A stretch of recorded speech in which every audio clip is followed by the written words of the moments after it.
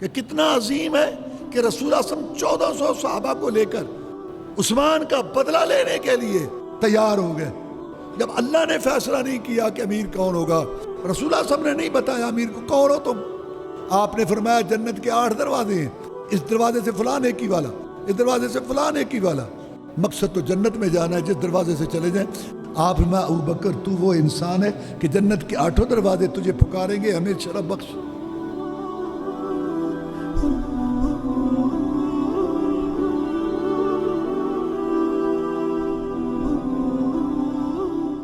الحمد للہ رب العالمین والصلاة والسلام علی رسولہ محمد وآلہ واصحابہ اجمعین، اما بعد فاعوذ باللہ من الشیطان الرجیم، بسم اللہ الرحمن الرحیم، انا فتحنا لک فتحا مبینا لیغفر لک اللہ ما تقدم من ذنبک وما تأخر ویتم نعمته علیک ویہدیک صراطا مستقیما وینصرک اللہ نصرا عزیزا۔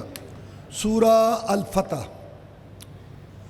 مدنی صورت ہے، ہجرت کے بعد نازل ہوئی۔ اس میں صلح حدیبیہ کا واقعہ ہے۔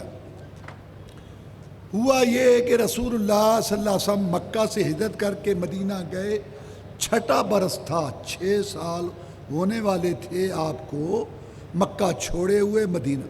آپ کا دل بڑا اداس تھا بیت اللہ کے لیے، اللہ کے گھر کے لیے۔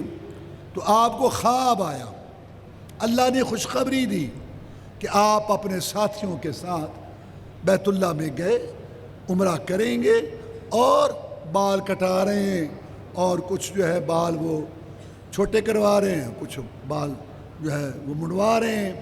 یہ خواب آیا تو آپ نے کہا کہ چلو چلے۔ تو 1400 صحابہ کو لے کے آپ چلے۔ مکے والوں کو بھی پتہ چل گیا کہ محمد آ رہا ہے صلی اللہ علیہ وسلم۔ انہوں نے کہا ہماری بے عزتی ہے، توہین ہے ہماری کہ اگر محمد مکے میں داخل ہو جائے صلی اللہ علیہ وسلم۔ تو انہوں نے راستے میں روک لیا۔ حدیبیہ جگہ کا نام تھا، آج کل اس کو شمیسی کہتے ہیں، وہاں کنواں تھا۔ یہ مکہ سے تقریباً 6 کلومیٹر ہے۔ وہاں مذاکرات ہوتے رہے، بالآخر معاہدہ طے پا گیا رسول اللہ صلی اللہ علیہ وسلم کے درمیان اور مکے والوں کے درمیان۔ 4 شرطیں طے ہوئی۔ پہلی شرط یہ طے ہوئی کہ 10 سال جنگ نہیں ہوگی، جنگیں لڑی ہیں، اب جنگ نہیں کریں گے اب دونوں فریق آپس میں۔ دوسری شرط یہ طے ہوئی کہ اب 2 فریق ہیں، ایک مکہ والے، ایک مدینہ والے، ایک کافر، ایک مسلمان۔ باقی عرب کے قبائل جن کے ساتھ ملنا چاہتے ہیں ان کے ساتھ مل جائیں، مکے والوں کے ساتھ ہونا چاہتے ہیں ان کے ساتھ ہو جائیں، مدینہ والوں کے ساتھ ہونا چاہتے ہیں ان کے ساتھ ہو جائیں۔ اور تیسری شرط یہ تھی کہ اس سال مسلمان واپس جائیں، اگلے سال آ کے عمرہ کریں اور 3 دن ٹھہریں گے، 3 دن کے بعد چلے جائیں گے۔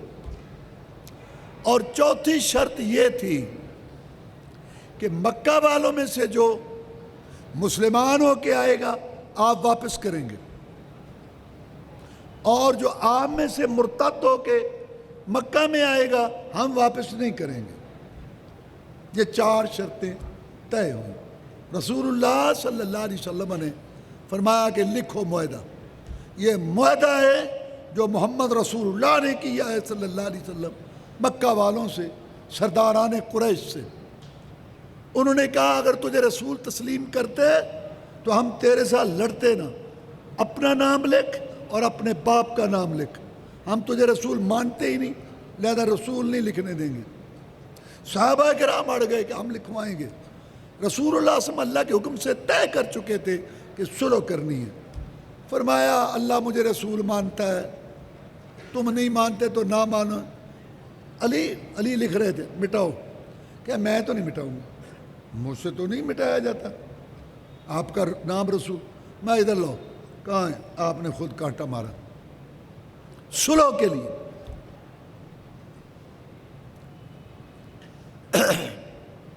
صلح طے ہو گئی. عمر فاروق بڑے پریشان ہوئے رضی اللہ تعالیٰ.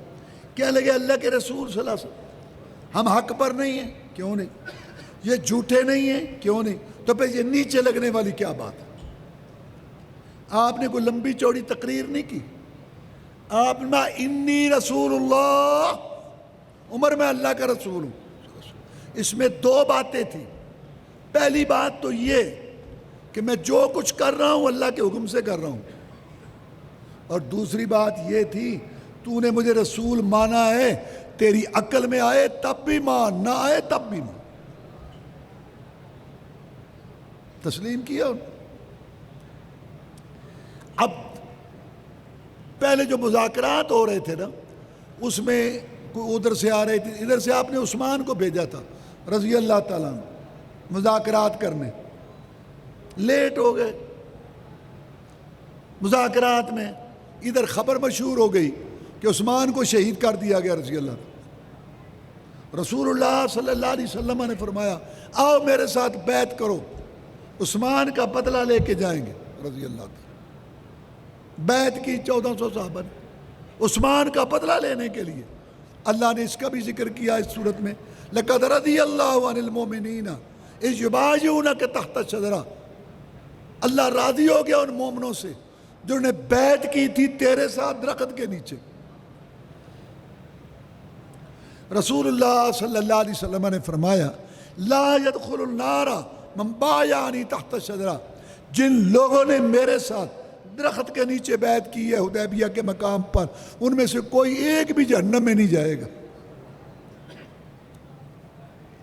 اس میں عثمان کی شان واضح ہوتی ہے رضی اللہ تعالیٰ کہ کتنا عظیم ہے کہ رسول اللہ صلی اللہ علیہ وسلم 1400 صحابہ کو لے کر عثمان کا بدلہ لینے کے لیے تیار ہو گئے. اس سے اہمیت واضح ہوتی ہے کہ مسلمان کا خون کتنا قیمتی ہے. افسوس ہے کہ حکمران آپس میں لڑ رہے ہیں، اور کشمیر کے اندر اور فلسطین کے اندر مسلمانوں پر اتنا ظلم و ستم ہو رہا ہے.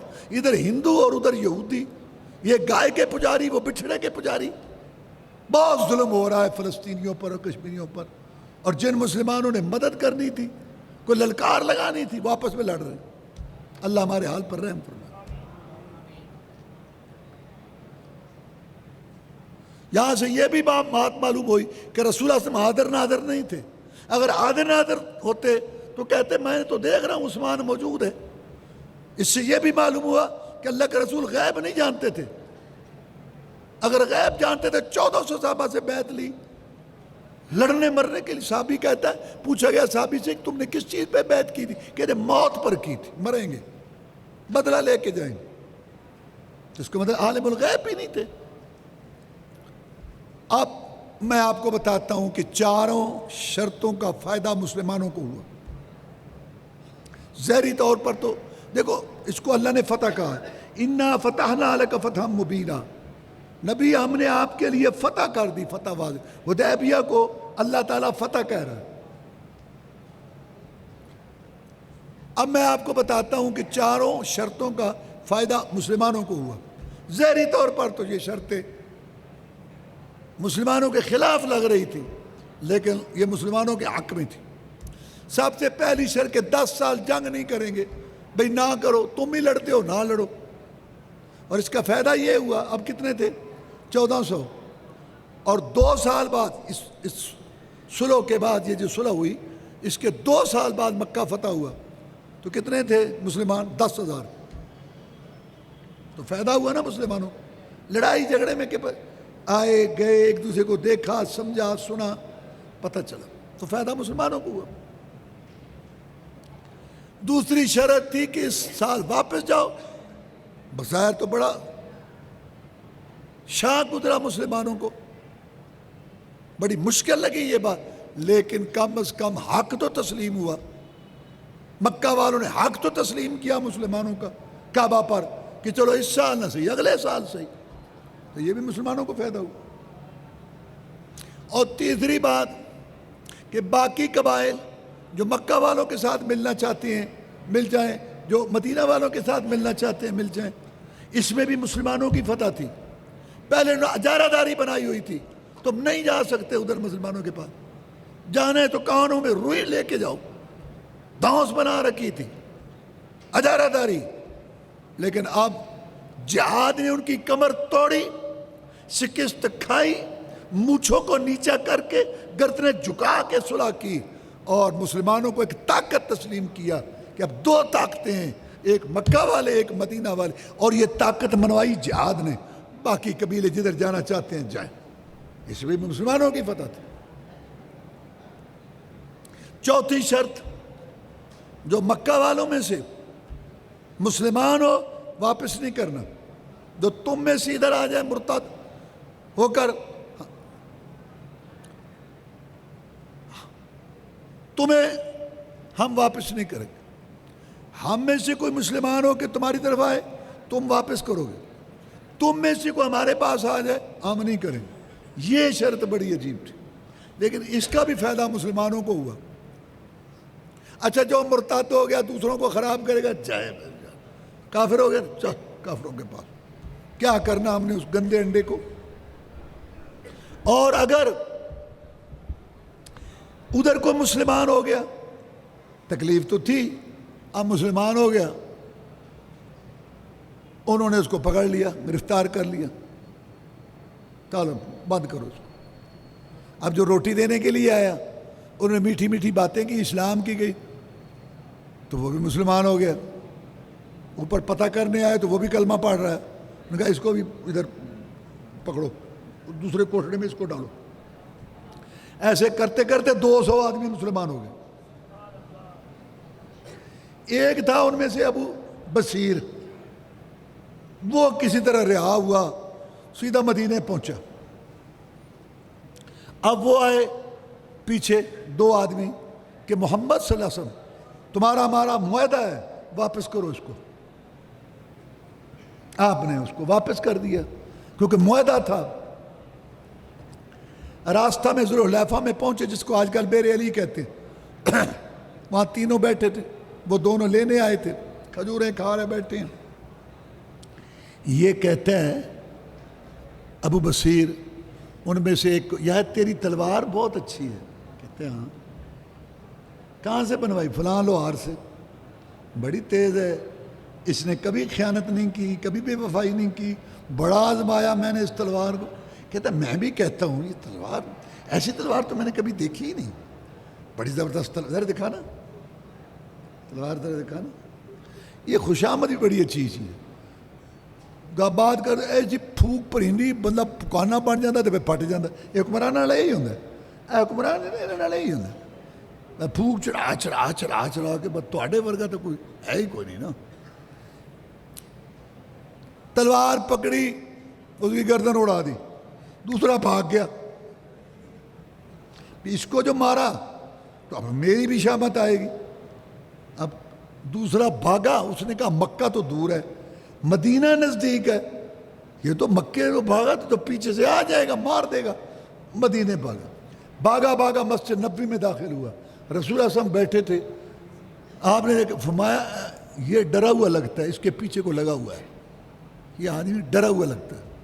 پیچھے ابو بصیر بھی آ گیا، آپ نے دیکھا، فرمایا یہ جنگ بھڑکائے گا، یہ لڑائی کرائے گا۔ ابو بصیر سمجھ گیا کہ مجھے پھر اس کے واپس، کہتے ہیں اللہ کے رسول صلی اللہ علیہ وسلم، اللہ نے آپ کو سرخرو کیا، آپ نے وعدہ پورا کر دیا، آپ نے مجھے واپس کیا، آپ کا وعدہ پورا ہو گیا، اب میں جانوں اور رب جانے، میں جا رہا ہوں، السلام علیکم، ہو گیا۔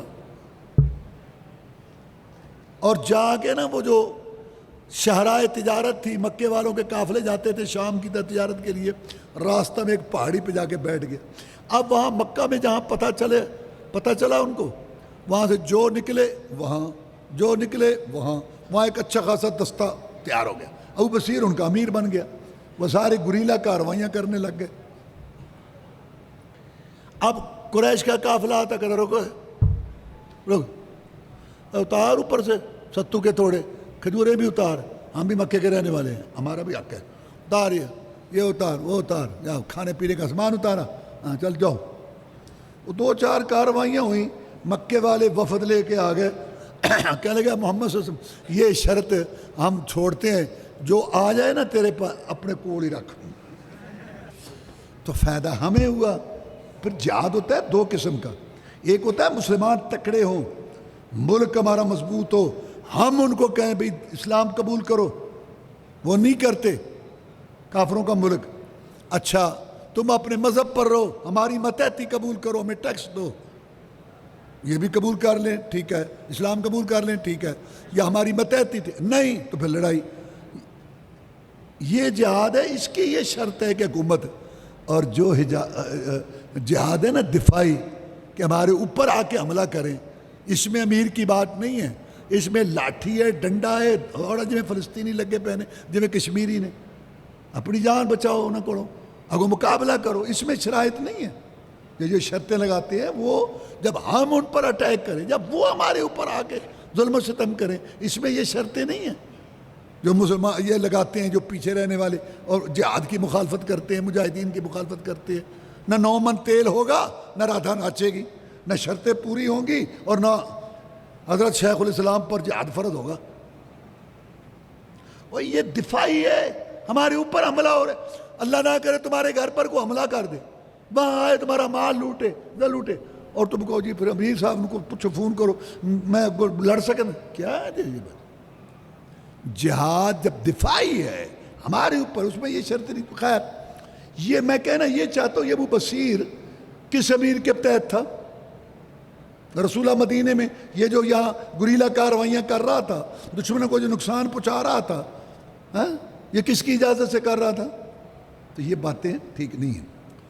اس کے بعد اللہ تبارک و تعالیٰ نے فرمایا محمد الرسول اللہ صلی اللہ علیہ وسلم، محمد اللہ تعالیٰ کے رسول ہیں، والذین معہ، اور جس کے ساتھی ہیں، اشداء علی الکفار، کافروں پہ سخت ہیں، رحماء بینہم، آپس میں رحم دل ہیں، ہو ہلکا ہے یاراں تو پریشم کی طرح نرم، رزم حق کو باطل ہو تو فولاد ہے مومن۔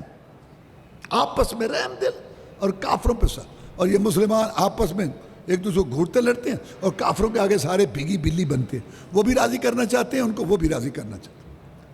اللہ فرماتے ہیں یہ جو رسول صلی اللہ علیہ وسلم کے ساتھی ہیں، رکوع کرنے والے، سجدہ کرنے والے، اللہ کی رضامندی چاہنے والے، ان کے چہروں سے نشانات سجدوں کے، یہ ان کی مثال تورات میں ہے اور انجیل میں ایک کھیتی ہے جو پک گئی، تاکہ پکی ہوئی کھیتی کافروں کو غصہ دلائے۔ جب ابوبکر صدیق رضی اللہ تعالیٰ کو رسول اللہ نے کہا جماعت کراؤ، جب آپ بیمار تھے تو پھر آپ نے وفات والے دن ایسے پردہ حجرے سے ہٹا کے دیکھا، پکی ہوئی کھیتی دیکھی۔ قریبی ساتھی کہتا ہے رسول اگرچہ بیمار تھے، میں نے دیکھا آپ کا چہرہ مجھے ایسے لگا جیسے قرآن کا ورق ہوتا ہے، مسکرائے، پکی ہوئی کھیتی دیکھ کے سب خوش ہو کے گئے۔ قرآن میں اللہ نے فرمایا یہ کھیتی صحابہ کی میں نے اس لیے تیار کی تاکہ کافروں کو غصہ آئے۔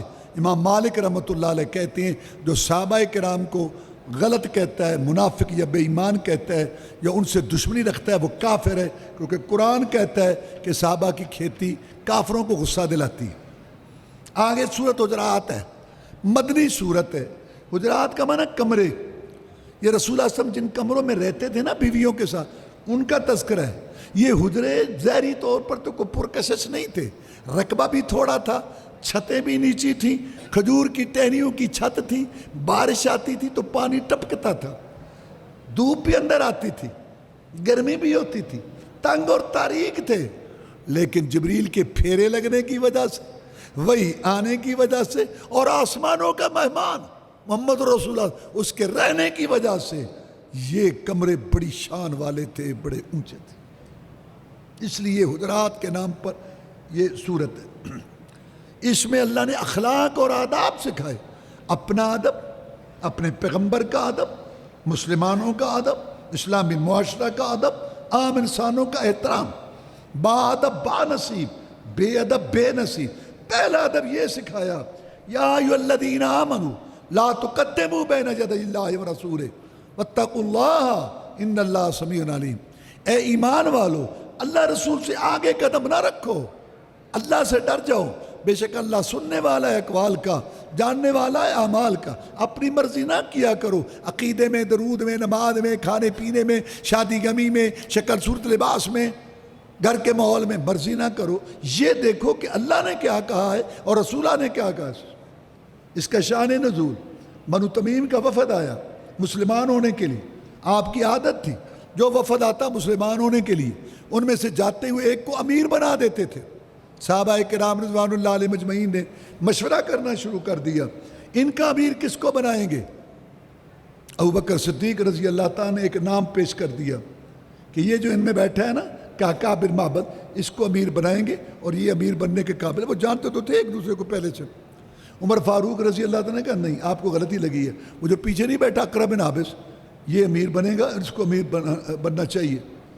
کچھ لوگ ابوبکر صدیق کے حمایت میں ہو گئے، کچھ لوگ رسول اللہ کچھ لوگ حضرت عمر کے حمایت میں ہو گئے۔ آوازیں بلند ہو گئی، ابھی فیصلہ نہیں ہوا امیر کا۔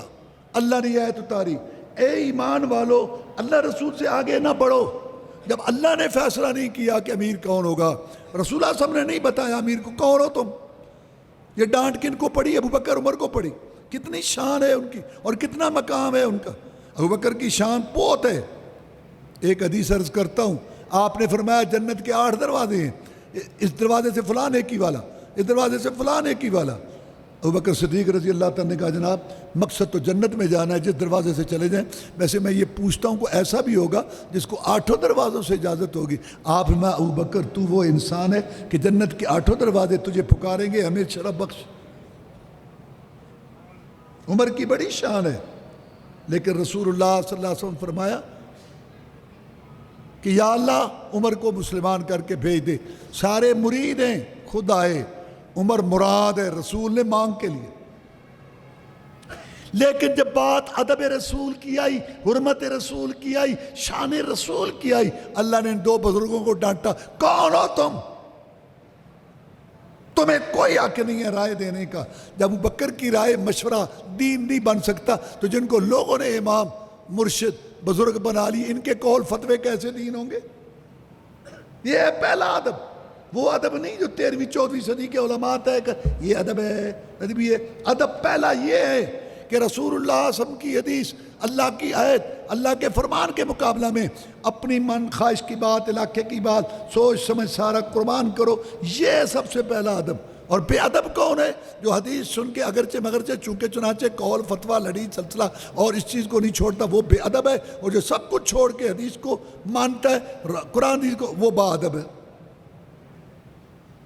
دوپہر کے ٹائم کچھ لوگ آ گئے، رسول اللہ صلی اللہ علیہ وسلم لوگوں کو سمجھاتے تھے، کام کرتے تھے دین کا سارا، لیکن دوپہر کو آپ آرام کے لیے گھر میں جاتے تھے، آخر آپ انسان تھے۔ وہ آ گئے دوپہر کے وقت، یا محمد یا محمد باہر آ، اخرج یا محمد یا محمد۔ اللہ کو بڑا غصہ آیا، ان الذین ینادونک من وراء الحجرات اکثرهم لا یعقلون۔ جو لوگ حجروں کے باہر سے تجھے پکار رہے ہیں یہ بے وقوف ہیں۔ ولو انہم صبروا، اگر وہ صبر کرتے، حتیٰ تخرج الیہم، حتیٰ کہ آپ ان کے پاس آتے، لکان خیر لہم، یہ بات بہتر تھی، واللہ غفور رحیم، اللہ نے معاف کر دیا، آئندہ ایسے نہ کرنا۔ اللہ نے ڈانٹا جو یا محمد کہتے ہیں، اللہ کے رسول کہہ کے کہو، نبی کہہ کے ادب سے لو نام، اور آرام کا ٹائم ہے، جب آ جائیں گے اس وقت ملو۔ یہ بات ٹھیک نہیں ہے۔ یعنی رسول اللہ صلی اللہ علیہ وسلم کو اللہ کے رسول، اللہ کے نبی، یہ لقب سے پکارنا چاہیے۔ یا محمد تو اللہ نے پورے قرآن میں نہیں کہا، اللہ نے یا ایھا النبی کہا، یا ایھا الرسول کہا۔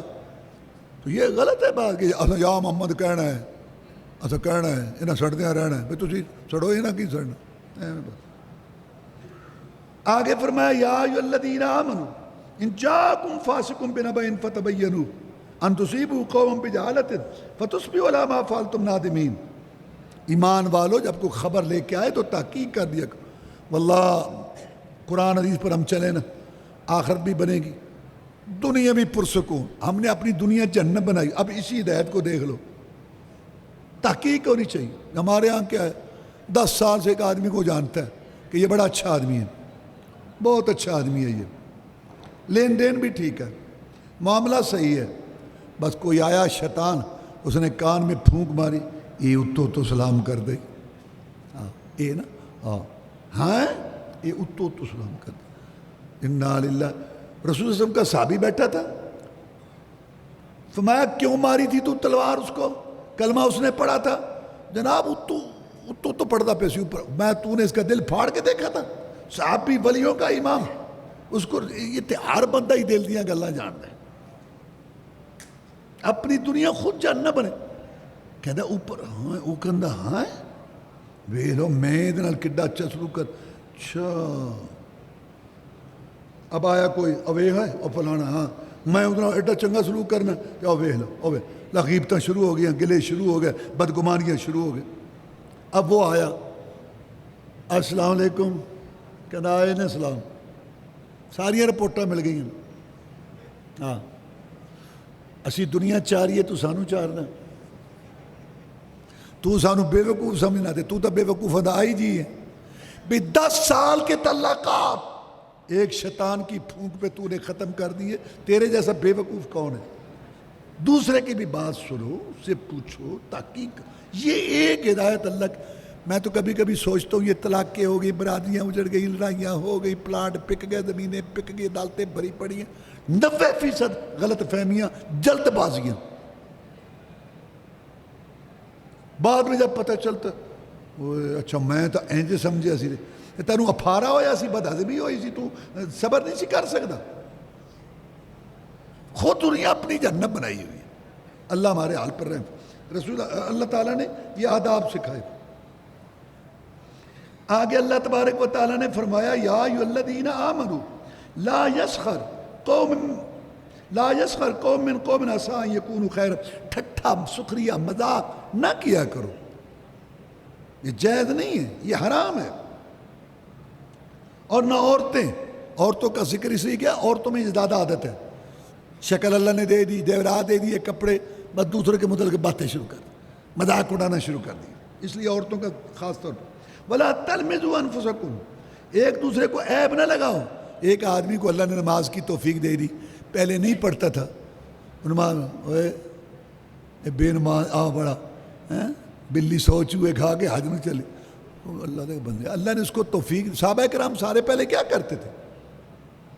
خدا کا خوف کرو، حوصلہ شکنی نہیں کرتے ہو، عیب لگاتے ہو۔ پہلے ایک آدمی کو بری عادت تھی، بعض چورا فلانا، غلط بات، الٹے سیدھے لقب نہ لو، اس کے اندر کچھ جسمانی نقص ہے، ٹنڈے، لنگڑے، بینگے، کانے، غلط بات، یہ اللہ پر اعتراض ہے، مت ایسے لقب، اس سے معاشرے میں کدورت پیدا ہوتی ہے، لڑائیاں پیدا ہوتی ہیں، نفرتیں پیدا ہوتی ہیں۔ اسلام چاہتا ہے کہ اسلامی معاشرہ میں استحکام ہو، مضبوطی ہو، الٹے سیدھے لقب نہ لو۔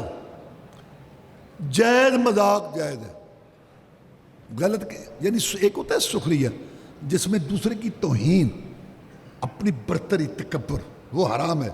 ایک ہے ہلکا پھلکا مذاق، دل لگی ایسے بات کر دی، وہ بھی خوش ہو گئے۔ یہ بھی رسول صلی اللہ علیہ وسلم مذاق کرتے تھے، اس میں 3 باتوں کا خیال رکھا ہو جاتا تھا۔ رسول اللہ علیہ وسلم کے مذاق میں جھوٹ نہیں ہوتا تھا، رسول اللہ علیہ وسلم کے مذاق میں کسی کی توہین نہیں ہوتی تھی، اور تیسری بات زیادہ نہیں ہوتا تھا، اور بات میں مذاق، تو یہ جائز ہے۔ اب میں آپ کو رسول صلی اللہ علیہ وسلم کا ایک مذاق سناتا ہوں۔ ایک صحابی تھے ابو مالک، لمبے قد کے، وہ آپ سے دل لگی کرتے تھے، آپ ان سے دل لگی کرتے تھے۔ تبوک کی جنگ میں آپ خیمے میں بیٹھے تھے، وہ باہر آئے، انہوں نے اجازت لی،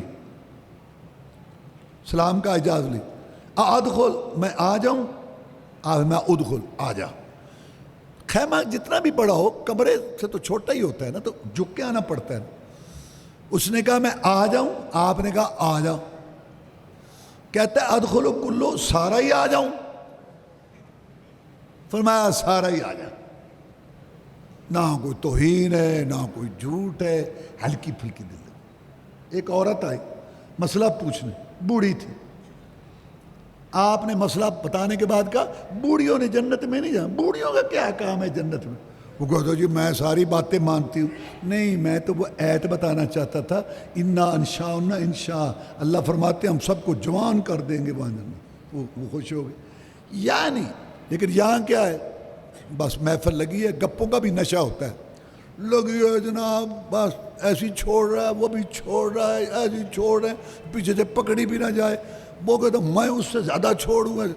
ایک آدمی گزرتا, یار یہ بات ایسے ہی ہے, مذاق کر, مذاق نہیں, تو جھوٹ بول رہا ہے, لعنت اللہ الکاذبین, جھوٹوں پر اللہ کی لعنت ہے, جھوٹ کو تو مذاق کہہ رہے. رسول صلی اللہ علیہ وسلم کے مذاق میں جھوٹ نہیں ہوتا. اچھا ایک بیچارہ بیٹھا شرمندہ ہو رہا ہے, سارے اس کا مذاق اڑا رہے ہیں, اس کی توہین ہو رہی ہے, وہ بیچارہ شرمندہ ہو رہا ہے, اس کے جسمانی نقص کا مذاق ہے, اس کی کسی عادت کا مذاق ہے, وہ شرمندہ ہو رہا ہے, سارے ہنس رہے ہیں, گپے کہہ کے لگا رہے ہیں. یار یہ ٹھیک مذاق, مذاق نہیں, جس کی شان بیت اللہ سے بھی زیادہ ہے تو اس کی توہین کر رہا ہے. جھوٹ بولتے ہیں لوگ, نام مذاق, کسی کی توہین کرتے ہیں, نام مذاق, یہ جائز نہیں ہے. آگے اللہ تعالیٰ نے فرمایا بدگمانیوں سے بچو. یہ وہاں کیوں گیا, یہ ادھر کیوں آتا ہے, کل اس کی میری منہ ماری ہو گئی تھی, یہ اس کے پاس کھڑا ہے, میری بات ہی کر رہا ہوگا. یہ لوگ اپنے آپ کو نا مصیبت میں ڈالے رکھتے ہیں, چاہے وہ کوئی اور بات کر رہا ہو. بدگمانیوں سے بچو. بدگمانیاں گناہ ہیں, اور ٹو نہ لگاؤ مسلمانوں کی, اور گلے بھی نہ کرو, غیبتیں بھی نہ کرو, چغلیاں نہ کرو. رسول اللہ سب سے پوچھا گیا غیبت کیا ہے, میں بھائی کا ذکر کرو غیر حاضری میں ایسا جس کو وہ ناپسند کرتا ہے. جناب اگر اس میں یہ عیب ہو, فرمایا یہی تو غیبت گلا ہے. اگر عیب نہ ہو نا تو پھر تو تہمت ہے. اب آج کل فیشنوں کا دور ہے نا, مرد بھی فیشن, عورتیں بھی فیشن, بوڑھا مہنگائی بڑی ہے پر فیشن تب کمال. اب بیوٹی پارلر کہ نہیں واری نہیں آنے بکنگ ہو رہی, بکنگ. ایک نکاح میں میں چلا گیا, نکاح پڑھانا تھا مجھے, انہوں نے کہا مجھے بہت زیادہ بیٹھنا پڑا. میں کیا ہے, کہتے جی بس تھوڑی پتہ ہے چلیا بھی وہ بکنگ ہوئی اتنے واری نہیں آئی سی دلہن دی. سن لو, اچھا رونا نہیں تسی, او انہیں ہزاروں روپیے لایا, رونا نہیں ہے. عجیب مسئلہ. تے سویرے وہ پہچان ہی نہیں جاندی بھی وہی رات والی ہے. ہاں وہی چیز. یہی تجھ کو دھن رہے رہوں سب سے اعلیٰ, وہ زینت نرالی وہ فیشن نرالا, کیا یوں ہی جیا کرتا ہے مرنے والا, تجھے اس نے ظاہر نے دھوکے میں ڈالا, ورنہ جگہ جی لگانے کی دنیا نہیں ہے, عبرت کی جا ہے تماشا. تو فیشن ہے, غیبت بھی فیشن, گلے دی بھی. میں گل کرن لگا تسی کہو گے گلا بنتا ہے, پھر کرتے. یہ فیشن, غیبت کے فیشن بتا رہا ہوں, غیبت کے گلے کے فیشن. بات کرنی نہیں چاہیے تو پھر کر دیں. میں بات کرنے لگا ہوں, تم کہو گے کہ یہ گلہ ہے اور پھر کر دیں. جب تو خود کہہ رہا ہے کہ یہ گلہ ہے, تینوں بدعزمی ہوئی, فیشنی طریقے غیبت گلے کے. تو کوئی بڑے نیک بننے نے, وہ کہنے اے گل میں وہ منہ تے بھی کیتی سی, تو وہ منہ تے کیتی تے ایتے ساڈا دماغ کیوں خراب کرنا. ایک گلی غیبت دے فیشن, ایک فیشن. رسول اللہ صلی اللہ علیہ وسلم نے فرمایا ان دو قبر والوں کو عذاب ہو رہا ہے, ایک پیشاب کے چھینٹے سے نہیں بچتا تھا, ایک غیبت گلا کرتا تھا. قبر کا عذاب ہو رہا ہے غیبت گلے سے.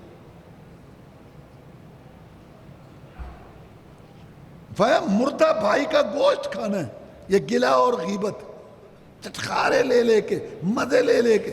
اللہ کو اپنی مخلوق بڑی پیاری ہے. حاجی صاحب, حافظ صاحب, قاری صاحب, عالم صاحب, مجاہد صاحب, تہجد گزار صاحب, تیری نیکی تیرے ساتھ ہے. میرا گناہگار بندہ اگر علیحدگی میں اس کو سمجھا سکتا ہے, اس کی اصلاح کر سکتا ہے تو ٹھیک, ورنہ خاموش رہے.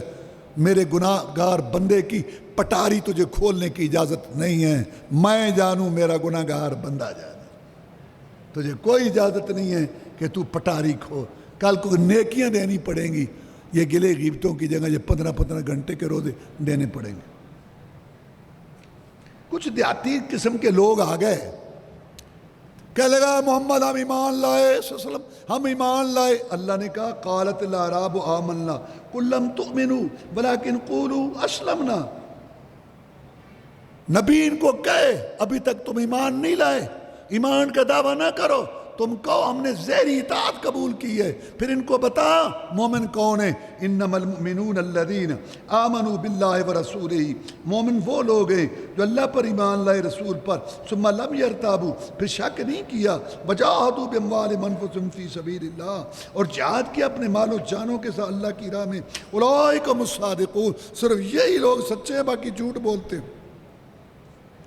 سورہ قاف، اس میں اللہ نے قیامت کا منظر بیان کیا کہ مجرم ہوگا، اس کے ساتھ ایک فرشتہ ہوگا جس نے اس کی ساری کارروائی اٹھائی ہوگی، اور ایک فرشتہ اس کو ہانک رہا ہوگا، جیسے یہاں ہوتا ہے نا، ایک پولیس والا اس ملزم کو پکڑا ہوتا ہے اور ایک ساتھ وہ عدالتی کارروائی ساتھ لیا، پکڑ کے اس کو جہنم کے اندر وہاں پھینکا جائے گا۔